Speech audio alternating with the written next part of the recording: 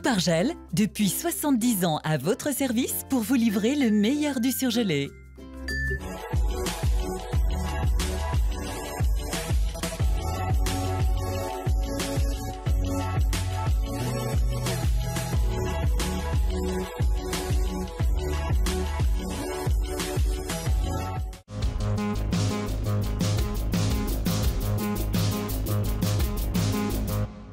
Une nouvelle chaufferie au bois inaugurée ce matin à Gerland.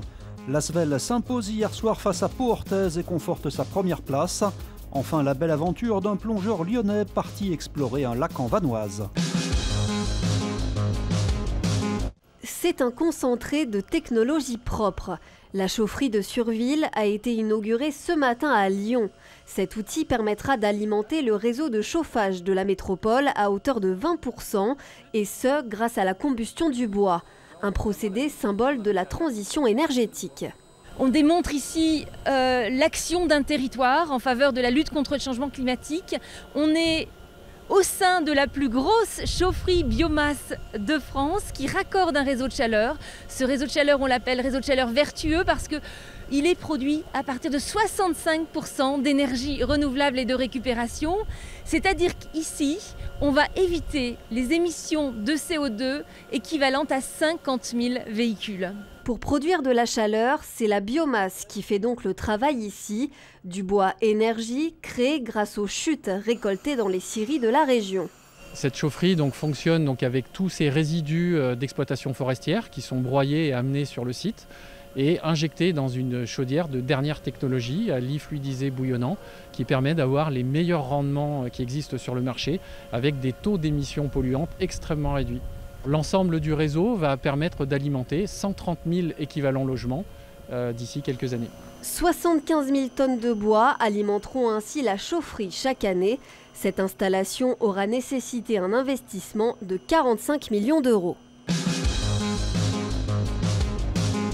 C'est une première en France. La justice confirme la condamnation de Monsanto. Déjà reconnu responsable lors de 2 précédentes audiences, la Cour d'appel de Lyon condamne aujourd'hui la firme américaine pour défaut d'information. À l'origine de cette procédure, un agriculteur français, Paul François, intoxiqué en 2004 après avoir inhalé des vapeurs de l'Asso, un herbicide.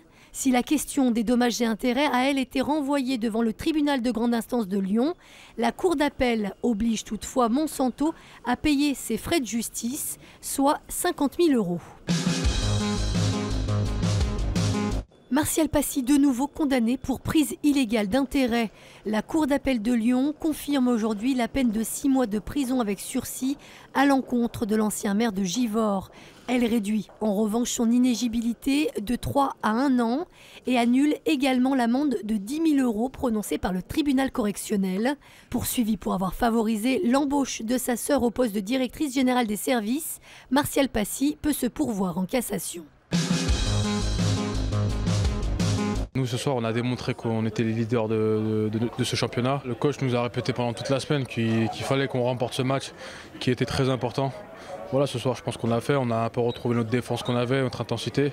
L'Asvel en patron à la maison. Les Villeurbanais premiers au classement élite ont battu le second Pau Orthez hier soir, 88-75. On ne s'est pas vraiment fait peur, mais quelquefois, ils sont revenus au score. Et d'ailleurs, on a su maîtriser, on a su faire les stops qu'il fallait et marquer quand il le fallait. L'entraîneur villeurbanais affichait lui aussi sa satisfaction hier soir, même s'il estime que l'Asvel n'a pas encore retrouvé sa meilleure forme.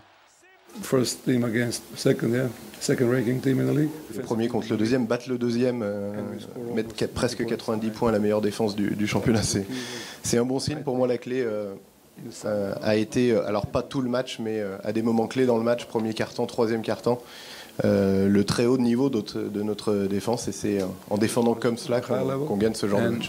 Les Villeurbanais comptent désormais 3 points d'avance. Ils ont toutes les chances de finir premier de la saison régulière. Le défi d'un plongeur lyonnais. Lionel vient de participer à une expédition dans la Vanoise à 2500 mètres d'altitude pour aller plonger sous la glace du lac Merlet, profond d'une 30aine de mètres. Le genre d'aventure qui n'est pas sans risque. Déjà, il faut retrouver le trou. Quand on remonte, il y a malheureusement quelques histoires de plongeurs qui n'ont jamais retrouvé la sortie. On peut se retrouver également avec la température de l'eau qui risque de faire givrer notre détendeur. Le détendeur, c'est l'appareil qui relie le bloc à notre bouche. En cas de givrage, l'appareil se met à fuser et on descend très très vite l'air qui nous reste dans les bouteilles. Il a d'abord fallu monter jusqu'au lac à ski de randonnée avec 500 kg de matériel dans les poulcars, ensuite percer la glace. Il y avait déjà la contrainte qui nous était imposée par le parc national, qui était de ne pas utiliser de tronçonneuses, de moyens mécaniques ou de modes polluants. On a donc confectionné, réalisé des outils pour percer la glace, des espèces de pics de près de 2 mètres. On avait 1,80 m de glace à percer, on a réalisé 2 trous et on a mis au total un peu plus de 5 heures. Et une fois sous l'eau, la magie opère. C'est le jeu de lumière avec les rayons du soleil qui traversent la glace, les bulles d'air qui viennent se coller au plafond de cette glace, on dirait du mercure. On a découvert des ombles du Canada, des ombles canadiennes, des espèces de truites. Je me disais qu'on était les premiers à voir ce spectacle-là. L'eau était d'une clarté, d'une limpidité, d'une transparence exceptionnelle. On en prenait plein les yeux. C'était génial. L'association Odysseus rêve déjà de nouvelles expéditions, peut-être polaires cette fois-ci.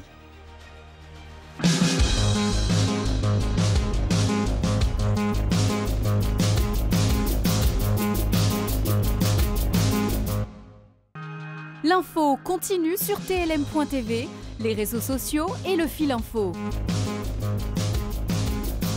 La météo